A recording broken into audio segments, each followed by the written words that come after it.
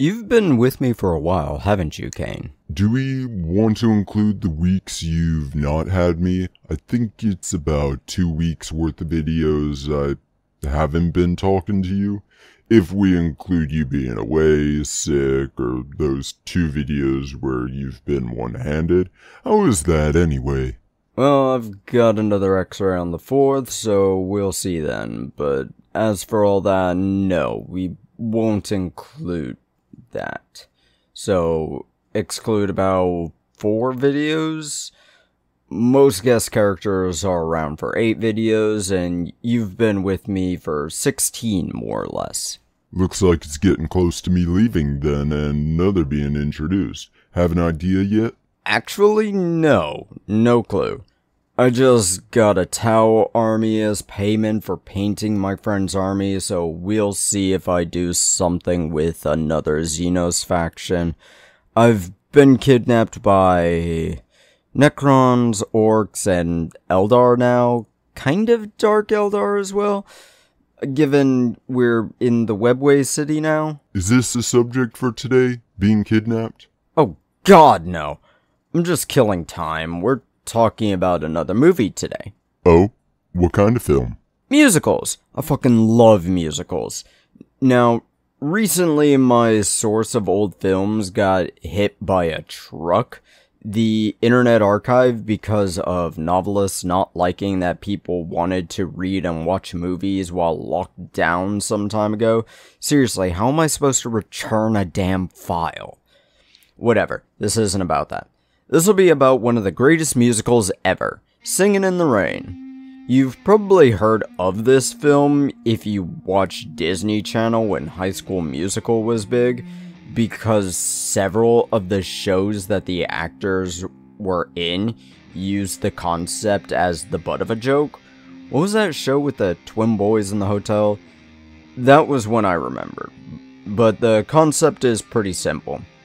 As talking movies begin to take over the world, a movie studio decides to put their previously silent movie actors into talking roles. They need to go into vocal training like they were back on the stage acting role. Unfortunately, the co-star has a New Jersey accent and sounds like hell incarnate. I know I mentioned in my last video that I don't want to go into details of film itself so as to avoid spoilers. I'm going to try to avoid spoiling this, but there's so many details that need to be talked about that are directly involved with the plot, so please excuse me.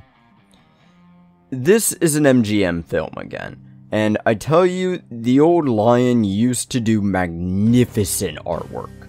You can find a lot of the musical numbers on YouTube, and hearing them in order could easily give you the plot synopsis of the film. So, there you go.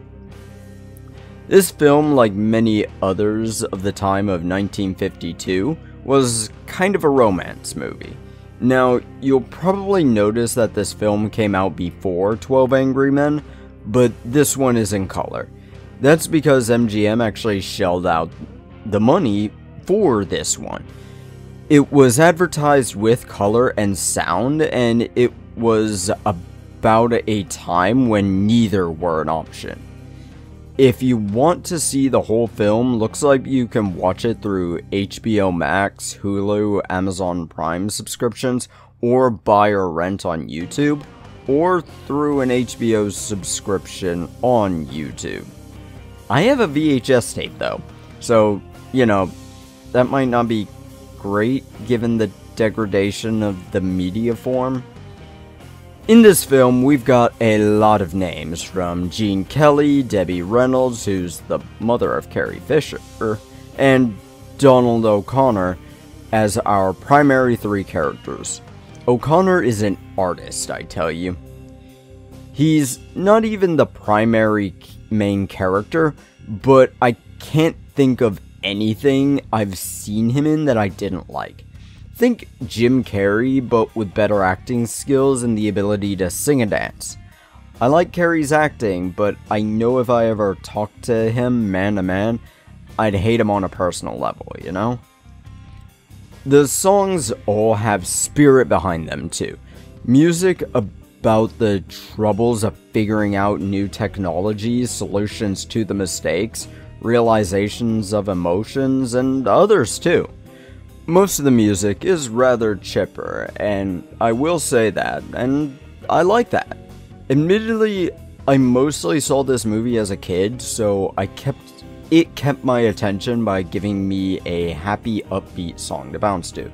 Let's be honest here, no matter the generation, kids don't have long of attention spans. I saw this in the early 2000s before I hit the double digits. Sure, you can argue that the ability to be constantly stimulated has led to that phase of life lasting into the mid-20s. I'm one of those that'll argue it, but I'm a reviewer, not a psychologist. You're a reviewer? Okay, a writer. You want to stop being a prick, Kane? So, we've talked about the music. We touched on the plot. What about the sets? Well, this was an interesting one. This film takes place all over the LA city. Well, 1927 was a different time than it was to 1952 when this movie came out. 25 years can really change things, you know?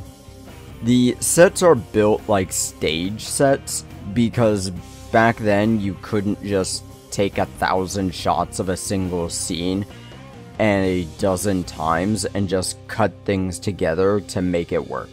You only had so much film that you could use, which is why older films often have mistakes that are put into the plot, like a broken toe on the set of Lord of the Rings.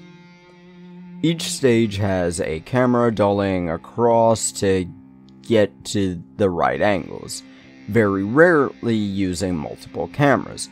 Of course, multiple takes are used in some scenes, but they're not like modern Marvel films where a single motion has 12 cuts for no good reason. I hate that cheap route. You'll notice in a few scenes certain shortcuts they needed to take. For example, the song Singin' in the Rain. Look it up, notice the pattern of the rain falling down. That's because they didn't use actual rain or were even outdoors. They were in a stage were using sprinklers, which apparently caused a few issues with some of the lights. I recommend you find this film. Your grandparents might have a copy of it, but let's talk about some trivia in this film now, because I still have half a page of script to fill out. The original version of the song Singin' in the Rain was supposed to be sung by the three friends coming out of a restaurant after they decided to change the film they were working on into a musical, as sort of a celebration. But it got changed from their early scripts to be more a romantic song, as Lockwood realizes his emotions for Selden. There's apparently 3 or 4 songs fully recorded for the film that just were not in the final release. Unfortunately, with how films worked back then, it's unlikely that these are anywhere, but there's a few scenes where it is indeed noticeable that something was supposed to be there. There's actually a couple of scenes where Reynolds' singing was also dubbed over.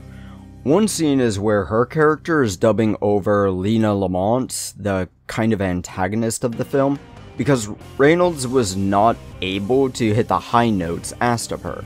So the dub has a dub, which is hilariously meta, but at least they credited Betty Noyes. Hey David, quick question.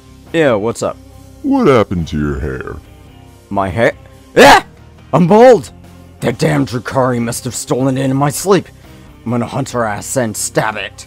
Shove off.